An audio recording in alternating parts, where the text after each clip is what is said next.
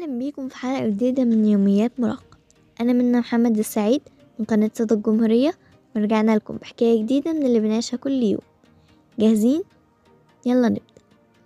الحلقة اللي فاتت اتكلمنا عن الوحدة وسط الناس. النهاردة هنتكلم عن حاجة كلنا بنمر بيها، الخوف من الفشل.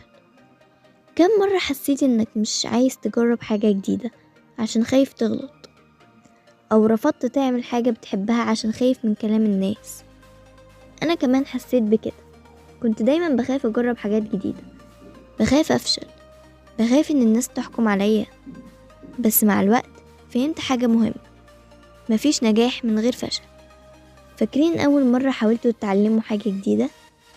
أول مرة تركبوا عجل؟ أول مرة جربتوا ترسموا أو تغنوا؟ أكيد أول مرة ما كانش أحسن حاجة، بس مع الوقت اتحسنتوا. ليه بنخاف من الفشل مع إنه جزء من الرحلة؟ في الحقيقة اللي بيخلينا نخاف مش الفشل نفسه، لكن إحساسنا إننا هنكون لوحدنا فيه، أو إن الناس هتفضل تفتكر غلطاتنا. بس بصوا حواليكم، أي إنسان ناجح مر بلحظات فشل كتير قبل ما يوصل. الفشل مش هو المشكلة الحقيقية إننا نفضل واقفين في نفس المكان خوفا منه. لو بتحس بالخوف من الفشل، جرب تسأل نفسك، إيه أسوأ حاجة ممكن تحصل لو فشلت؟ هل الفشل معناه إني مش شاطر، ولا مجرد خطوة في الطريق؟ مين الأشخاص اللي هيشجعوني حتى لو غلطت؟ النهاردة عندي تحدي ليكم، جربوا تعملوا حاجة كنتوا دايما خايفين منها، حاجة صغيرة، خطوة واحدة بس.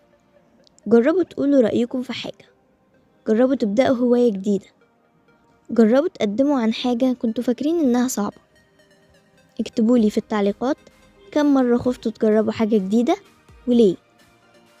خطوة صغيرة هتاخدوها النهاردة عشان تتغلبوا على خوفكم من الفشل. استنوني الحلقة الجاية مع حكاية جديدة من يومياتنا كمراهقين. أنا منى محمد السعيد من قناة صدى الجمهورية، وافتكروا، الفشل مش النهاية، الفشل هو أول خطوة للنجاح. سلام.